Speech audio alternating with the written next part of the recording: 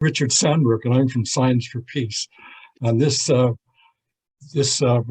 is a co-production of ClimateFast, Seniors for Climate Action Now, and Science for Peace. Well, that was a pretty terrific video, 1-minute video by the United Nations Environmental Program.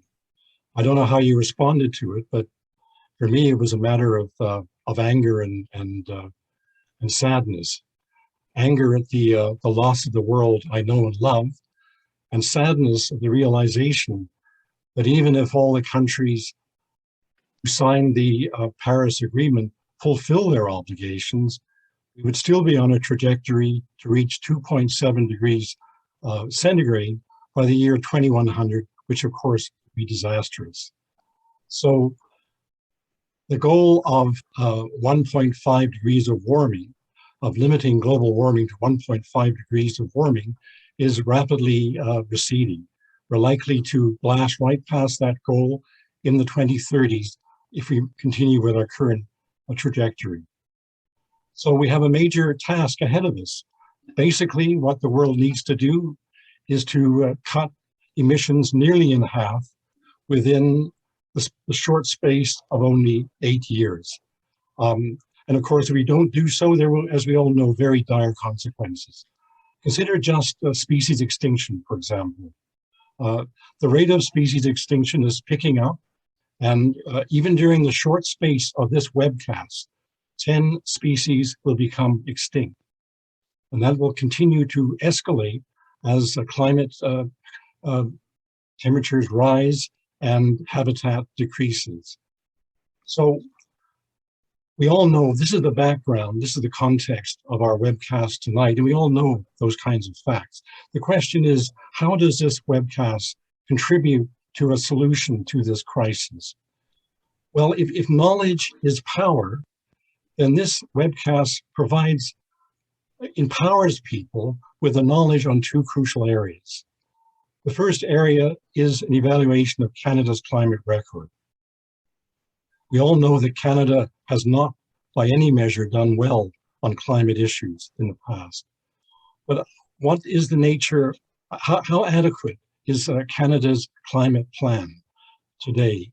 Will we be able to fulfill our part of contributing to a 1.5 degree maximum increase in temperatures? The other issue in which we hope to empower you somewhat is on the whole issue of COP, of the Conference of Parties. What is COP, and what is the significance of COP26 in Glasgow right now? What sort of issues are arising?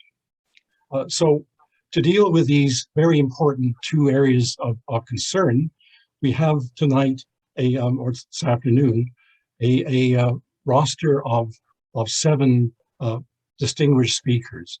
Now, I know that as soon as I mention the number 7, many of you will say, oh no, this webcast will go on all night.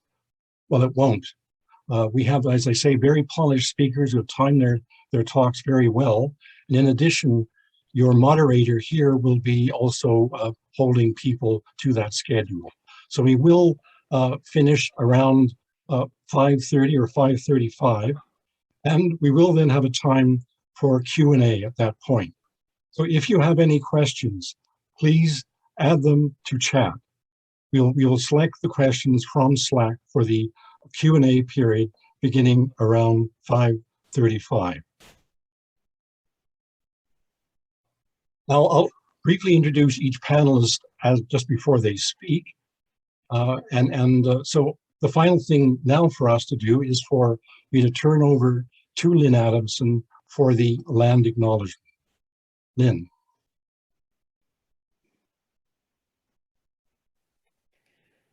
Okay, welcome everyone. And we'd like to start with the land acknowledgement so that we recognize those people who have been on the land for thousands of years and the wisdom that they also share with us.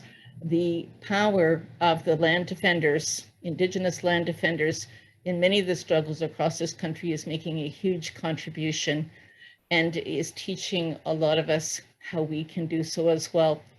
We may be in different parts of the country, so the nations that lived on the land and continue to live on the land where we are may differ, but I'll give for my own area, I will give a bit of an acknowledgement. And if you would like to put in the chat something about where you are and the nations on the land who've lived traditionally on the lands where you are, that would be perfect. That would be great. And we recognize as well that in all of our communities, we have Indigenous people from all over Turtle Island making their homes among us. And it's so important for us to respect, include, acknowledge, and support Indigenous people. So here in what could be called Takaranto, we are under Treaty 13 with the Mississauga of the Credit. And traditionally as well, we had Haudenosaunee and Anishinaabe people here, Seneca, Huron-Wendat, and a number of other communities. And we honor them all in the teaching that they provide for us. Miigwech. Thank you, Lyn.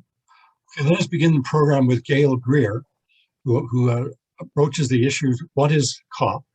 What are the issues this year? Gail holds a PhD in sociology. She served as president of a private wealth management company for many years.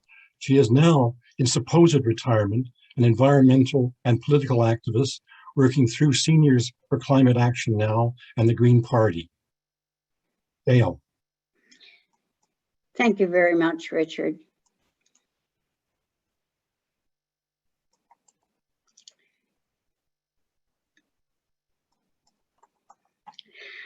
I would like to give a brief overview of COP26. COP stands for Conference of the Parties to the United Nations Framework Convention on Climate Change. It has been meeting since 1995. So this is the 26th meeting. It was canceled last year due to COVID. And it's on right now in Glasgow, another week to go. It's being hosted, of course, by the United Kingdom in partnership with Italy. The United Nations Framework Convention on Climate Change was held, it emerged from the Real Earth Summit held in 1992. And the challenge the countries there faced is the same that we face today. Dangerous levels of anthropogenic greenhouse gas emissions are causing global warming. Disruption of climate and ecosystems are posing a threat to life on Earth. The dilemma caught up in that situation is that greenhouse gases and global warming are caused mostly by a few rich and rapidly developing countries. The destructive effects are borne by many who've contributed very little to the problem, however. Therefore, inequality and social injustice are intrinsic to the global warming crisis. At Rio, they agreed on an ethical principle to address the problem, and that was one of recognizing that we have common but differentiated responsibilities for this situation. The first attempt to put some real flesh on those bones was in 1997 at the COP in Kyoto, and it is known as the Kyoto Protocol. The hope was for a legally binding agreement, and it was based on a grand bargain between developing countries, including China, who would be exempt from cutting emissions. In return, the advanced economies, the United States in particular, demanded a carbon trading system. The Kyoto Protocol wasn't ratified until 2005. Low targets were set for emissions cuts. Some countries didn't sign on, others backed out, for example, the United States and Canada. And as you can see, emissions and concentrations of carbon dioxide have continued to rise exponentially. Second major attempt to reach a global agreement was at COP21 in Paris in 2015 and produced the Paris Agreement. This employed a very different take on common but differentiated responsibilities. Forget legally binding. All parties will voluntarily commit to cutting emissions, targeting 2 and preferably 1.5 degrees centigrade of global warming over pre-industrial levels.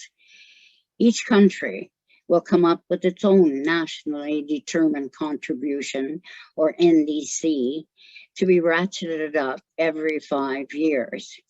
And yes, the Paris Agreement, Article 6, calls for a global carbon market. So what are the goals in Glasgow at COP26? According to Boris Johnson, it's to keep the goal of 1.5 alive, and it is definitely on life support. So for the first focus of then is on emissions, targeting reductions, and setting time frame for them. And the major purpose of this conference was to hear what the first 5-year ratchet up of NDCs would produce. Now, there are other side agreements that are being proposed that are also addressed at emissions. For example, powering past coal by 2030 or so. This is the United Kingdom and Canada. Over 190 countries have signed on. Reducing methane emissions 30% by 2030. This was a US initiative. Over 100 countries have signed on. Ending fossil fuel funding abroad, I emphasized, by 2022. Is an initiative with 21 countries so far, but Canada has signed on. It's abroad, remember. Earlier targets for more electric vehicles will come up this week. Reversing deforestation and land degradation by 2030 was another initiative. It produced 20 billion in public and private funding commitments, and over 100 countries, including Canada, have signed on. Now, in September of this year, the United Nations produces a synthesis report on all the new NDC commitments that have been made, I think, up to the end of July this year. And their assessment in 2030, global greenhouse emissions will be 16.3% higher than in 2010. The objective, of course, was to have them 45% lower. So will COP26 make NDCs an annual commitment, a biannual commitment? All of this is on the table this week. But you can feel something else happening. The goalposts are being moved, the time frames are being loosened, and the goal of getting rid of greenhouse gas emissions is also loosened. The phrase that is on everyone's lips is net zero by 2050. Now, apart from the emissions agenda, there is a financial agenda at COP26. The first part of it deals with market-based solutions. And the first major initiative, headed by Mark Carney, is the Glasgow Financial Alliance for Net Zero. Over companies, private financial companies, banks, insurance companies have signed on to net zero by 2050.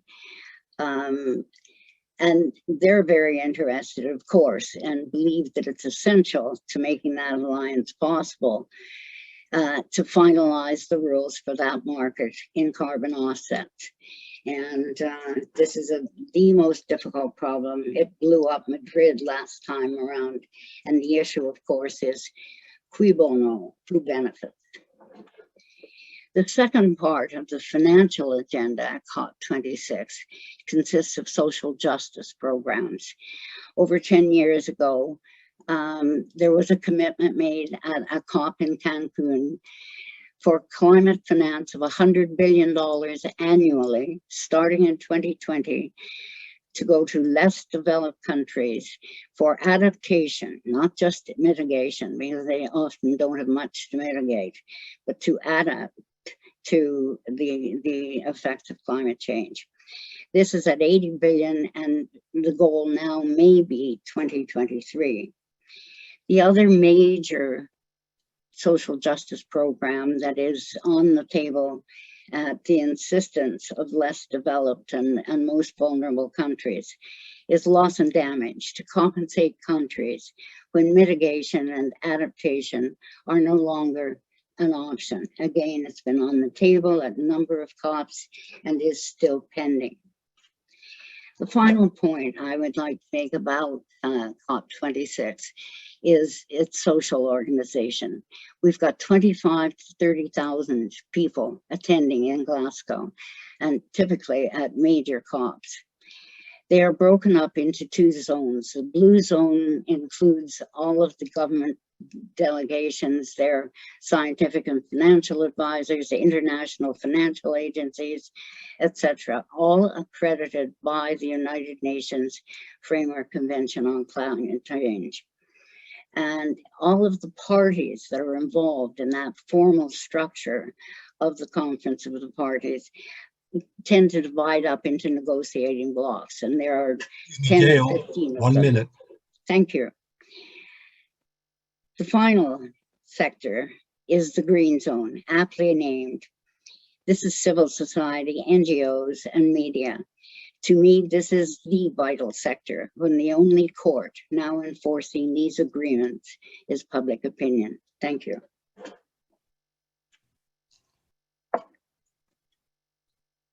Okay, thank you very much. The screen has not come back. Sorry. There we go.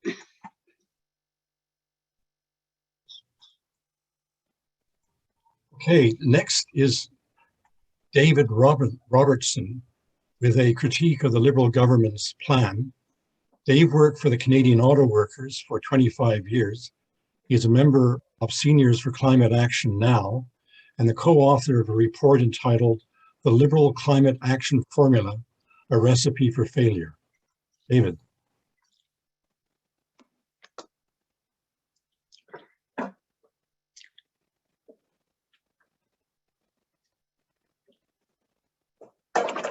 Good.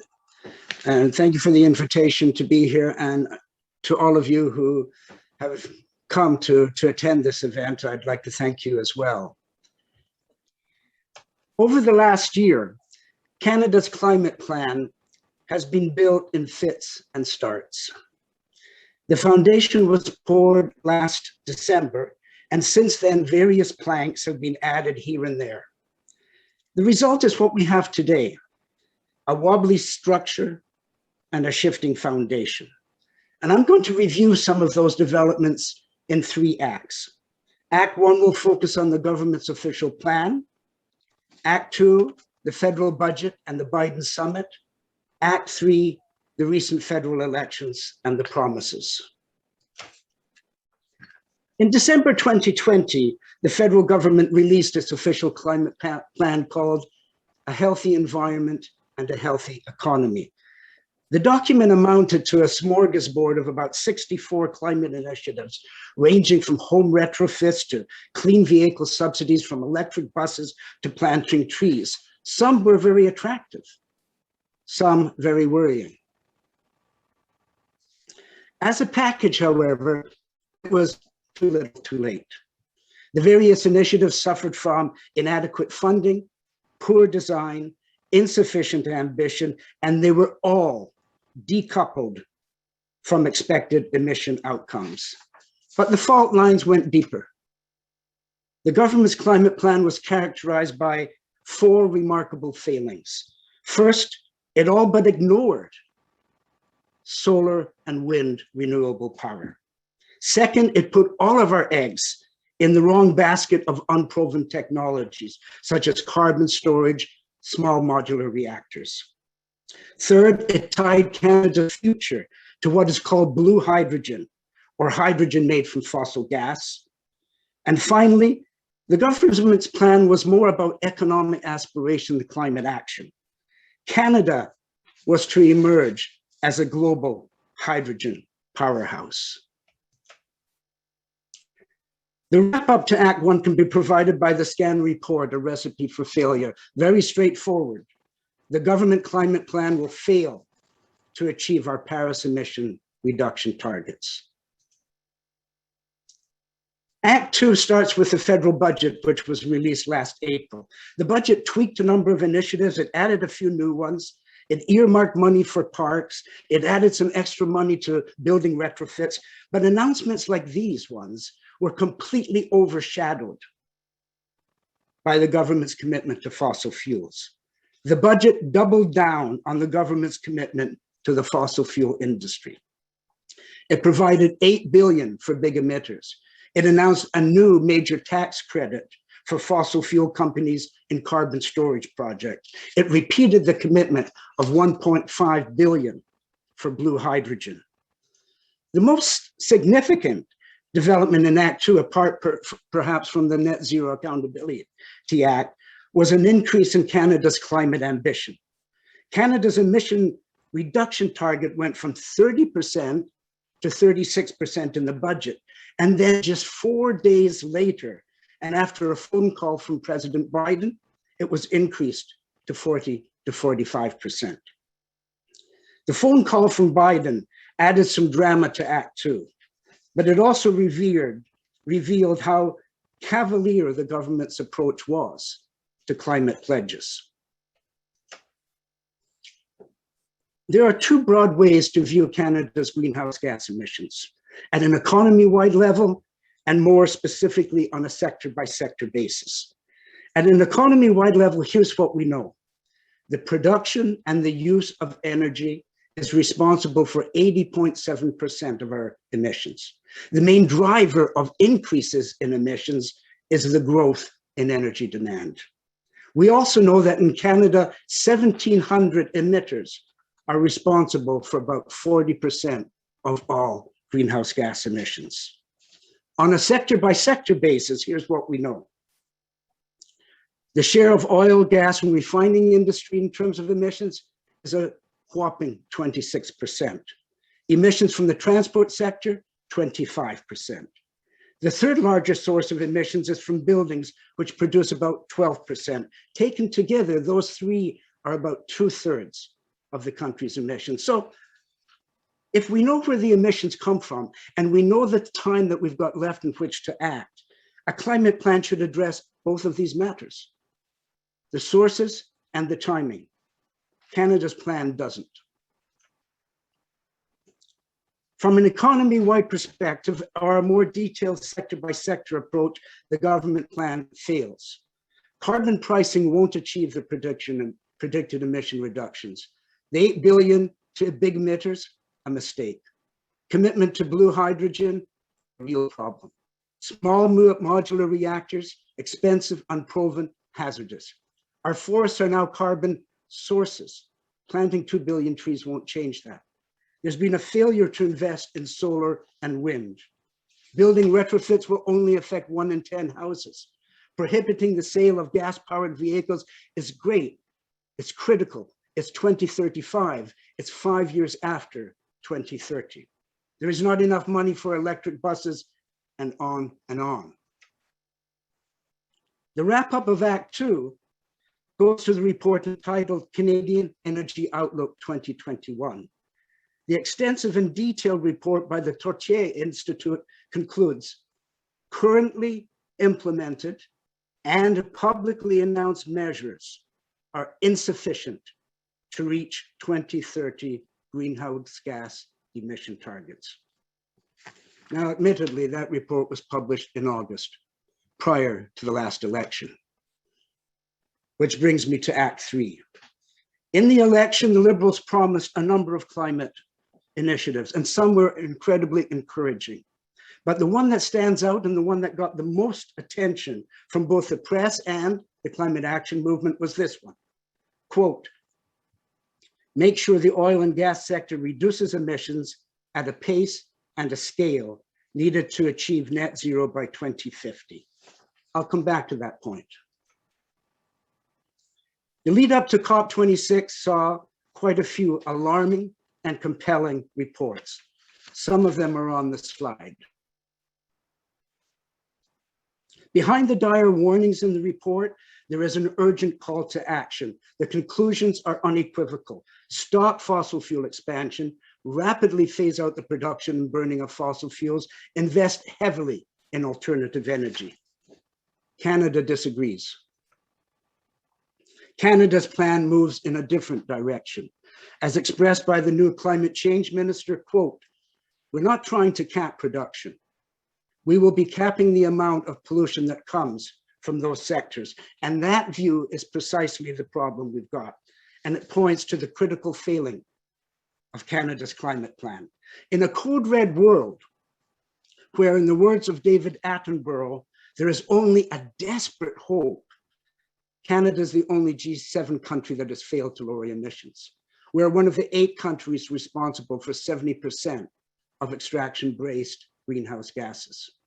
Canada is still providing massive subsidies to fossil fuels, and in the budget pledged more.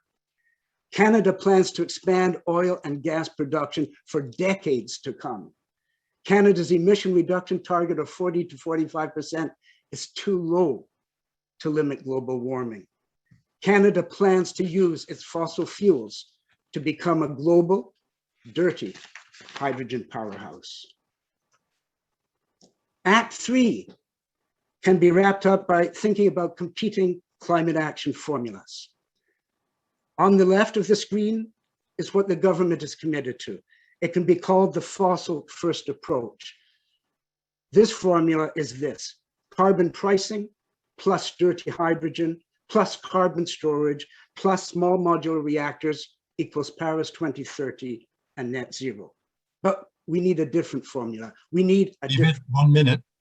We need a people and a climate first formula. That formula is this: fossil fuel phase out plus hard caps plus clean renewables plus electrification equals Paris 2030 and system change. Thank you.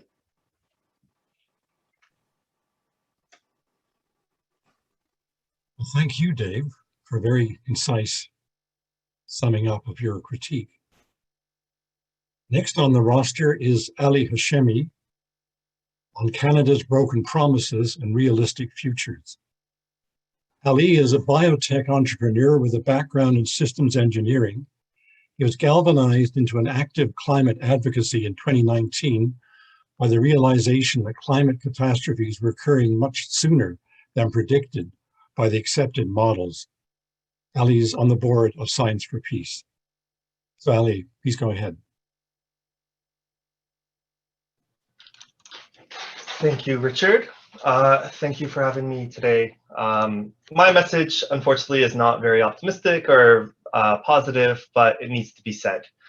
I have a very brief amount of time. I'm going to go over very quickly a history of Canada's broken promises and look a little bit forward towards what the future has in store for us, ruminating a little bit on what the word realism means going forward.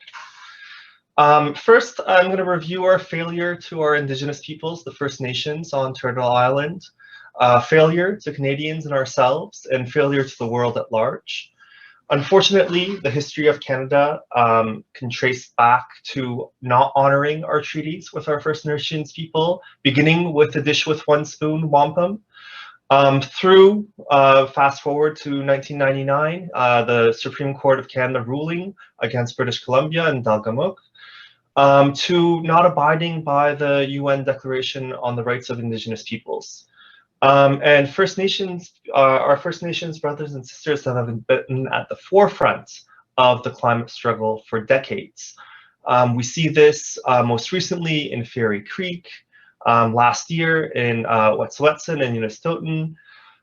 They are amongst the leaders of trying to reframe thinking about the world as simply resources to be extracted, and as instead conceptualizing us as part of a living world that we can move forward. Unfortunately, I don't have time to go into this deeper but I encourage you to support our Indigenous friends, because their struggle is our struggle. Looking at Canada's international climate commitments, we also see a pattern of broken promises. This chart here shows a history of different climate summits and accords over time. On the x-axis here, you see time. On the y, it shows the amount of greenhouse gases that are emitted annually by Canada. Each of these different color lines represents a different accord, starting from Earth Summit out through Paris. The dashed lines represent what we promised, and the solid lines is actually what transpired. We see a massive divergence between what we say and what we do again and again and again. There's a tracker. I would encourage everyone to check out this climateactiontracker.org. They have a report card for every country, and taking into account Canada's newest commitments, we get a score of highly insufficient today. Again, unfortunately, I don't have time to go into this into great detail, but what we have promised today is still highly insufficient for the world that we need. And it takes us to looking forward. You're going to hear a lot of people say, well, we need to be pragmatic. We need to be realistic. We can't do this. We can't have more ambitious targets. And we need to be thinking about what this world realistic does. It's doing a lot of work. We need to unpack it. Do they mean, are we being scientifically realistic? Are they meaning we're technologically realistic or politically realistic? Or realistic only in the sense that we're protecting the wealth of those who are entrenched and invested in those polluting industries? We need to remember that there is no negotiating with the climate. There's no negotiating with physics.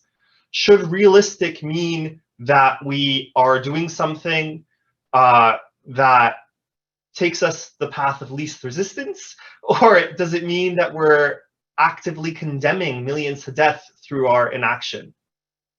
Many scientists are saying that we need a 50 to 60% reduction by 2030, yet we're only aiming for a 40 to 45% reduction.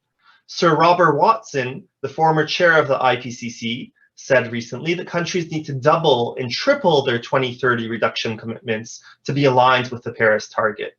This was said when Canada's commitment was 30%. We have increased it to 40 to 45, yet that is still not enough.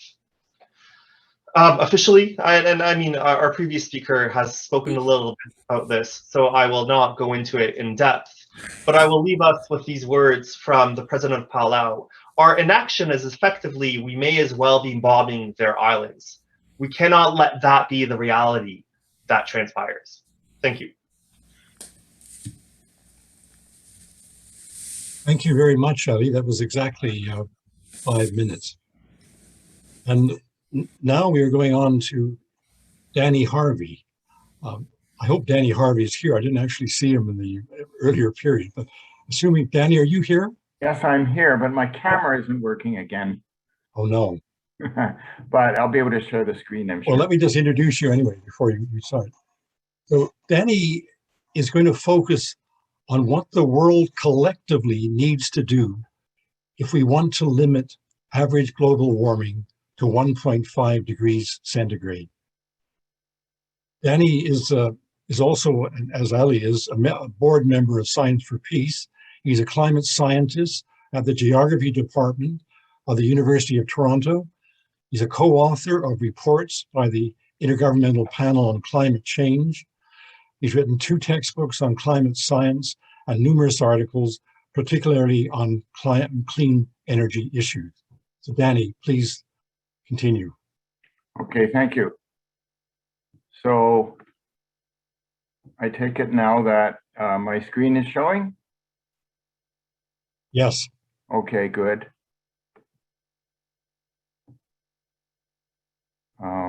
Wait a sec. Okay, so as Richard said, I want to just give a quick overview of the IPCC projections and what the world collectively needs to do. We saw from Ali's presentation that, you know, Canada had a pretty impressive set of promises with strongly downward tracking promises, but the reality has been emissions have continued to track up or just barely remain stable in spite of the downward tracking promises. So what I want to show now is what do we actually need to do and how does that compare with our promises? So I'm showing here the temperature estimates as calculated by various climate models for what are called the shared socioeconomic pathways scenarios. And these are labeled like SSP1, the 1.9, the 2.6, and so on. These numbers are referring to the heat trapping from greenhouse gases and other anthropogenic factors in watts per square meter. So it's really it's a measure of how much greenhouse gases have increased. So what you can see is this turquoise one, if my SSP 1.9 is pretty much plateauing at the 1.5 degrees above pre-industrial, and the 2.6 is plateauing pretty much at the 2 degrees above pre-industrial. Now, these are middle estimates. There's actually a considerable range of uncertainty associated with each of these. So, there's a 50% chance that it's actually greater than 2 degrees or a 50% chance that it's lower within some bound. But anyway, those are two scenarios that are at least mid-range, are compliant with the 1.5 and the 2 degree targets. So now let's see what the actual emissions need to be to comply with that. So here are the global greenhouse gas CO2 emissions. So this would be fossil fuel plus land use. And you could see to be on track for the SSP 1.9, which is roughly compliant with the 1.5, we need to go to net zero by 2055 or so.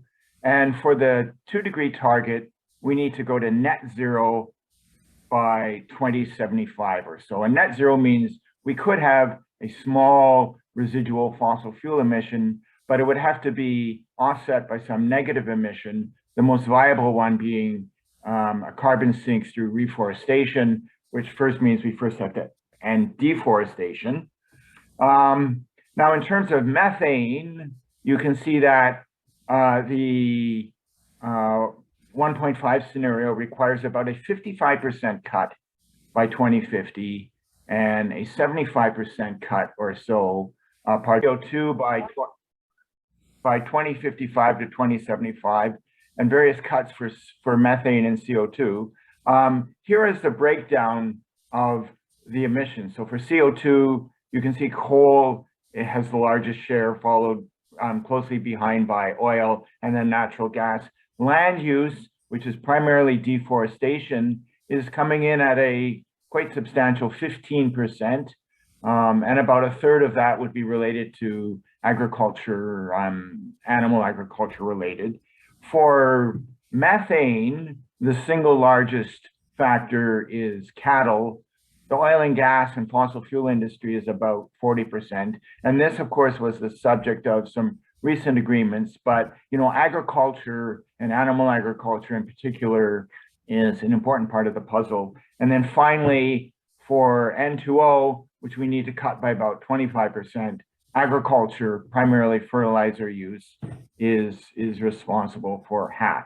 So that's it. That's the sort of the broad overview of where we need to be going collectively, globally, in the next 30 years for 2050 and by the end of the century.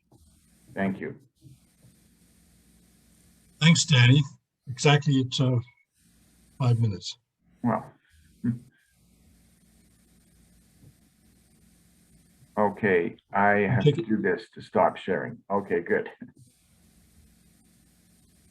Thank you, Danny. Well, okay, let's now move on in the program. Next, we have the issue of what is happening in Glasgow right now. And we have an insider view from Tamara Lorincz, who has been kind enough to join us from Glasgow. Tamara is a PhD candidate at the Balsillie School of International Affairs. She's a member of the Canadian Voice of Women for Peace.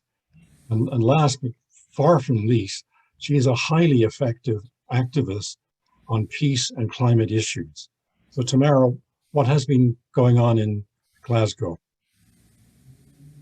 Hi, everyone. Can you hear me if I speak this loud? I'm staying with the host family and it's very late here, so I just don't want to speak too loudly. Is this okay for everyone? Great. So good evening, everyone. It's so nice to be with you, and I really appreciated the presentations from the other panelists, Danny, David, Gail. That just set me up so well.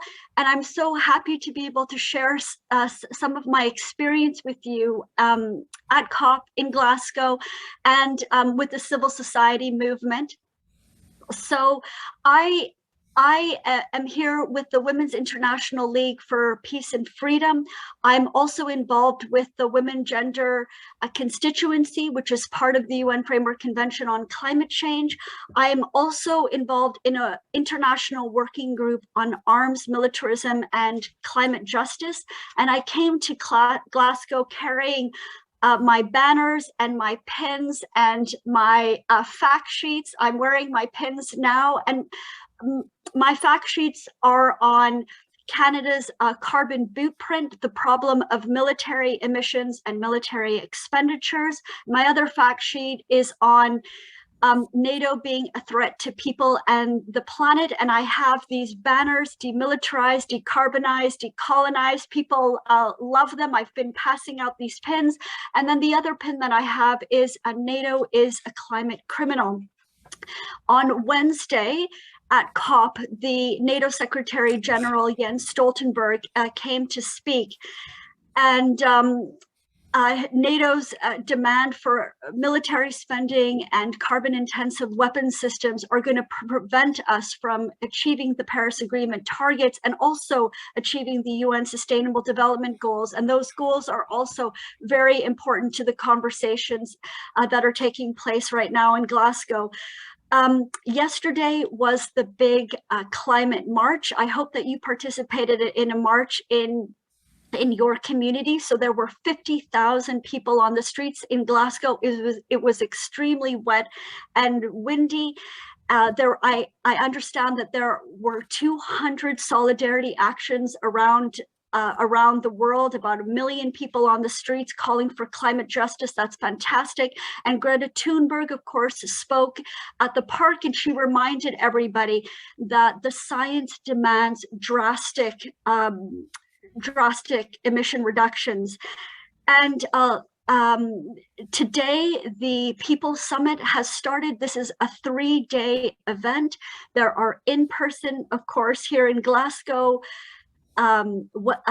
panels and film screenings that are taking place at different venues around the city. Many of these events are also virtual, so that you can tune into these really great events from where you are. And I'll put a link in the chat for the People's Summit, and I encourage you to be involved in that. This morning, I attended a fantastic event with on Indigenous women and their leadership in protecting forests. There's also been fantastic stories of climate justice from the developing countries. One of the most important panels that I attended today as well is with Friends of the Earth and the Tyndall Institute. Some of you might be aware of the work of Dr. Kevin Anderson, who's at the Tyndall Institute. He's a professor of environment and of energy and climate change, and he the focus of this particular panel was on false solutions, and the false solutions being net zero, offsets, carbon capture and storage, blue hydrogen, and something called we have to be very critical and look carefully at nature-based solutions that are being peddled by governments and by industry. I don't have time to talk about these false solutions, but I just encourage you to think very critically about these false solutions, especially net zero. I've been in the blue zone, I've been in the green zone, and I was extremely discouraged to experience them being very highly securitized spaces, lots of police on horses, lots of fences, roads blocked off. This COP is very white. The activists, from the global south, from developing countries, haven't been able to come to the UK. This is extremely problematic. Another observation is that I see now so clearly how peace and the problem of militarism and the problem of military emissions and expenditures are just absolutely absent. They're absent from the UN Framework Convention on Climate Change, from COP, from the IPCC, and this is this is a huge problem. In the fact sheet that I have, among all federal agencies, it's the military that accounts for 61% of Canada's government greenhouse gases, 61% of the emissions, and the military accounts for 30% of the budget. So it's a huge problem that's being ignored by the international community. But finally, I'm going to end with the hope, and where I see the hope is in the international solidarity movement. So it's the connections that we're making with the fantastic NGOs, civil society groups, the people's movement, and I'm also been learning a lot and really encouraged by this how women are coming together in trying to shape a feminist climate justice. So there's more to talk about with that, and I just want to end by letting you know that there's going to be an event on November 21st, Sunday at 1 o'clock Eastern Standard Time, and it's going to be a report back by feminists on COP26. So I would, WILF International is going to provide the details to you soon, and I would love for you to tune into that and hear our observations from WILF about COP. And then finally, I just want to encourage all Canadians to support us on November 22nd when we call on the Trudeau government not to buy new fighter jets. We cannot decarbonize and buy fossil fuel power fighter jets. So we need peace for climate justice, and I hope that you'll make those connections, and wish me luck in my second week of in Glasgow. Thanks a lot. Thank you, Tamara, so much for taking time at the end of a very long day to join us, and for your very inspiring comments. And look forward to seeing you when you return. Okay, so now we are moving on to the second to last topic, which is an analysis of what is being achieved in Glasgow by Mitchel Beer. Now, Mitchel is publisher of EnergyMix, free and widely subscribed e-digest on climate change, energy, and the shift away from fossil fuels. Mitchel has a background in renewable energy stretching back to 1977. So that's all I'll say now, but let me remind you before I turn over to Mitchel that if you have any questions, please pose them via chat. Mitchel, over to you. Thanks very much, Richard. And first of all, Tamara, best of luck on the second week of the COP. And thanks to the organizers for the invitation to be here, to everybody for taking time out of your Sunday to attend. One thing that I take away from what we've just heard is Tamara's essential point about military emissions falling outside the Paris Agreement. I would say that if there's one to-do item that you haven't heard yet, probably, to take away from this session, that's the one that I've heard so far. And also just the basic democratic access to the COP has been so severely limited out to it, including the vaccine apartheid that has prevented so many people from the less vaccinated countries that are also the most vulnerable in the climate emergency from even being represented. Something like 1/3 of small island states have not had their regular negotiators on site, I've been told. I'm coming in from unceded Algonquin and Anishinaabe territory, also known as Ottawa. We've been following the news at a distance and publishing 5 editions of our e-digest each week rather than 3. So we have the irony here. This is COP bizarreness, folks. You're getting what sounded like a wonderful outsider's view of what's going on from somebody who made the trip from Glasgow, and probably for better and for worse, a more insider view from somebody who's 5 time zones away. I really hope those two sides of the story will fit together, will knit together and intersect, because I think both parts are absolutely essential to what we need to get done. Today was supposed to be a day off at the COP, but the big breaking news this morning was that a bullet point outline of the eventual COP cover decision, which is the official statement of what 195 countries have agreed at Glasgow, that draft outline was published this morning. And what was striking about it was that they did manage to use the word emissions twice, but they did not once use the words energy, fossil fuels, or renewables. All of us on the panel and in the audience could spend 3 hours dissecting that, but there's a little bit of ground that I'd like to cover before coming back to it. And that begins with the flurry of side announcements that you heard about from Gail. India promised a net zero target of by 2070 and a 50% renewables target for 2030, which the analysis said put them on track for a 1.5 degree future. And I don't think anybody saw that coming pre-COP. The methane promise was 30% by 2030. The science says that it should be 45 or 50.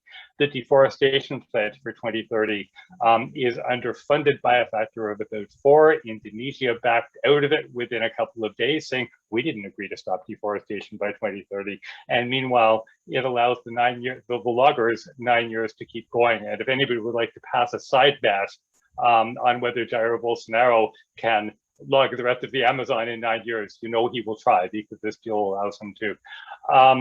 A really interesting piece was this 2022 phase out of international public financing for oil, gas, and coal, and shifting that money, about $18 billion a year, to renewables. This was the first time that any talk of international public financing included oil and gas. And to many people's surprise, the last minute decision, and it was last minute, was that Canada would sign on.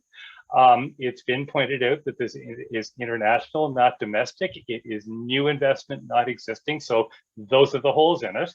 And they've still freed up $18 billion a year that can go from the wrong kind of investment to the right. So in this red alert emergency, right, we're in the COP. So we have these good news, bad news kind of decisions, when what we need is unequivocal decisions. This week we have the announcement of the Beyond Oil and Gas Alliance coming up, led by Denmark and Costa Rica. Quebec has announced that they're joining. The last word that Canada might not, I'm going to guess. Watch this space, but I haven't heard that from anybody in Glasgow. And then finally, this announcement of $130 trillion, and I would do my Dr. Evil imitation, but my family tells me I never get it right, of Mark Carney's Glasgow Financing Alliance for Net Zero. The caveat on it is that and we checked with chief finance people about this to get the story. In order to get bankers to sign on, they had to give them enough flexibility to find their own path to net zero, which can include continuing fossil fuel investment.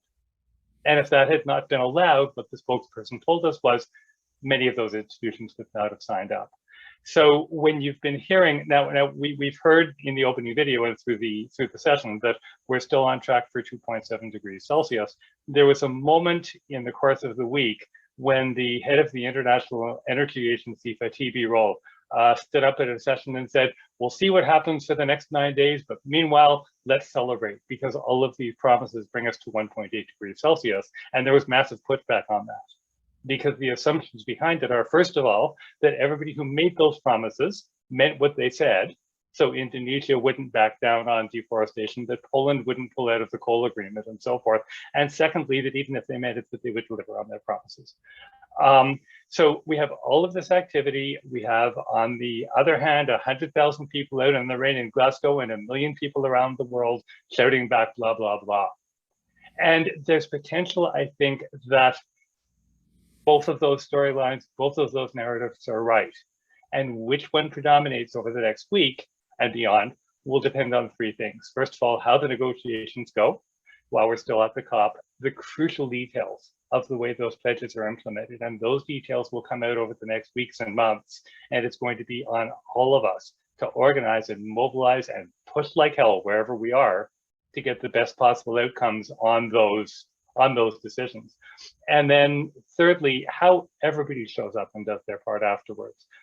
Something that's really fallen out at me over the last week is that it's right, but it's only part of the story to say, you know, what's Justin Trudeau doing? What's Stephen Guilbeault doing now that he's the minister? And so yes, of course, and it's about every industry, every sector, every community, and about the protections and the just transition for the most vulnerable among those communities. So it needs to be right across the society. And of course, there needs to be leadership from government, but we are uniquely positioned to do as civil society is push out those other aspects that are absolutely essential. This week and next, I've been doing a daily video spot with the Utility Collaborative in the United States. And I don't have time to explain to you the intricacies of why and how, but I'm really glad to be doing that. And it's really interesting to see these issues and to try to respond to these issues through the lens of the utility community. So getting outside our regular bubble and thinking through and learning from other sectors and communities how these issues land with them, how they play for them, and how we get progress in those settings, I think is a really important part of the picture.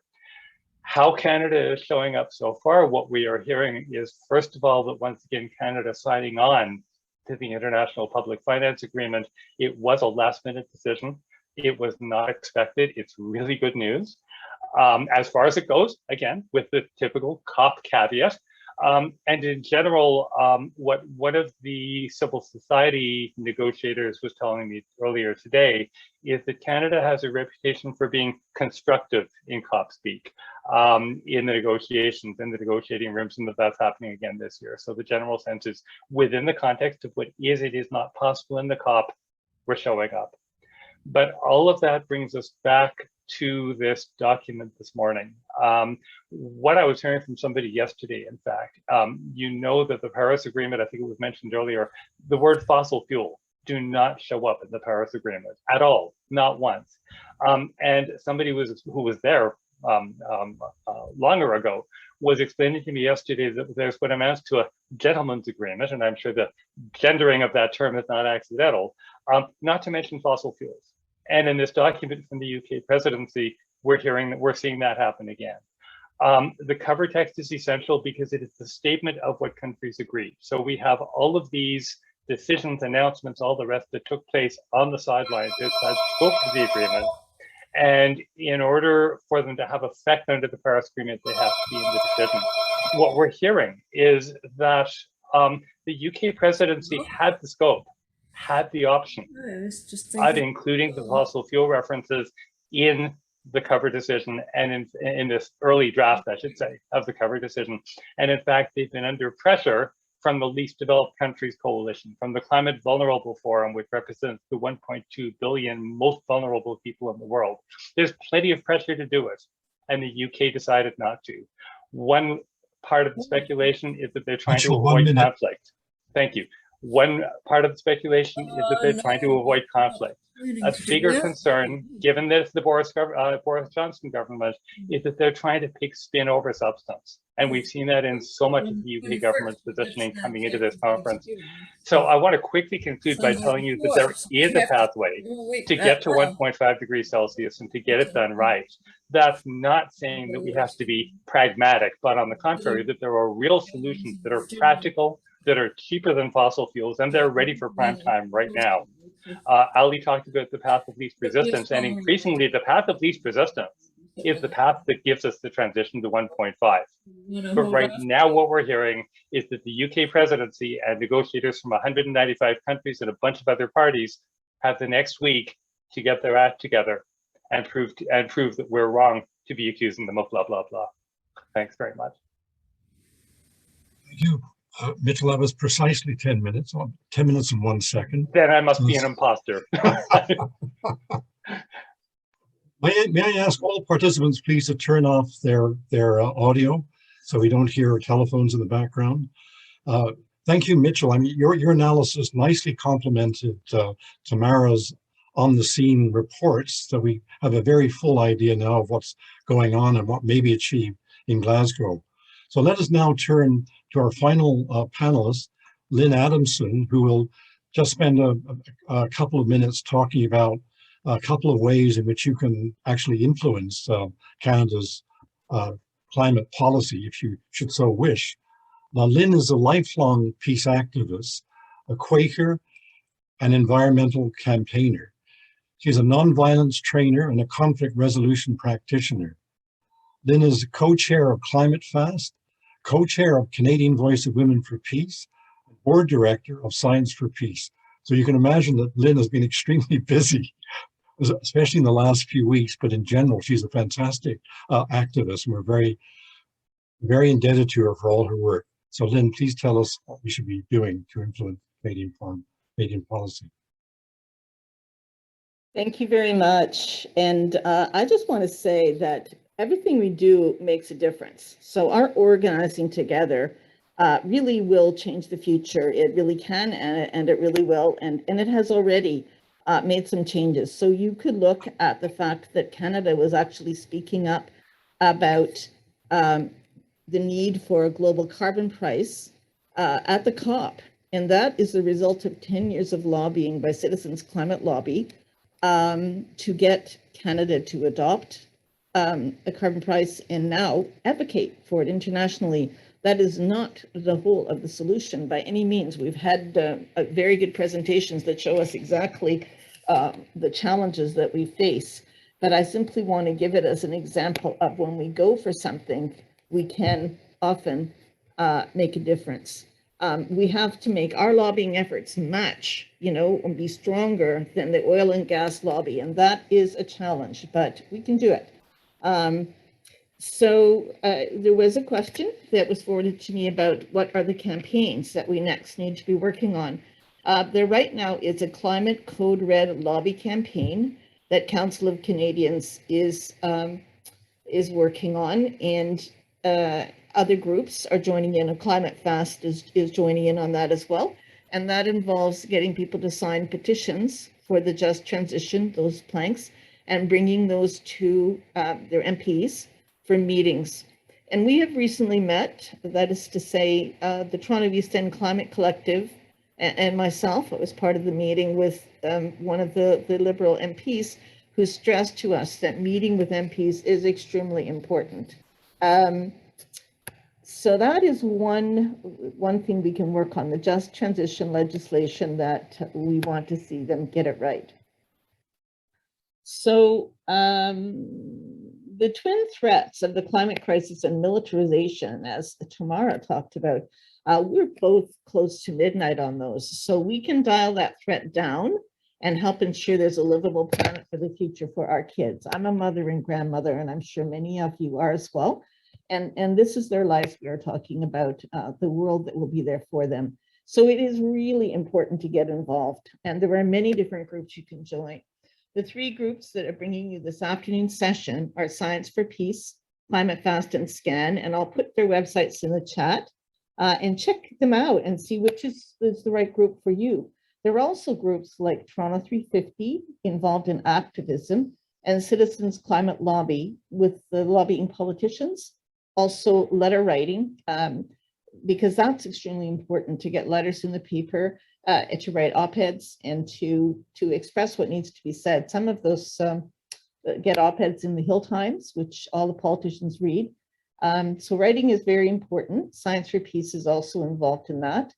And you can be sure to stay well informed by subscribing to the EnergyMix for updates 3 times a week. I'll put that in the chat as well. So your skills are needed. Your voice is needed, whether you have a few hours per month, several hours per week, or a few minutes or an hour every day, you can make a contribution that matters. We need all kinds of skills in this movement, and we do need to build this movement. It's got to be stronger than it is right now. We are the lobby for the future. If the status quo is to change, it will be because we have helped to create the political will for that status quo to change. So we have, as I said, the just transition legislation. We also have the provincial election next spring. We need to build a campaign right across this province so that we get a climate action friendly government. And that's what we need. So find a group that suits your interests, the time you have available, and get involved. So I will now put the these links in the chat, and perhaps we can also send a follow-up note to the people who've been on the call today so that you have direct links there as well.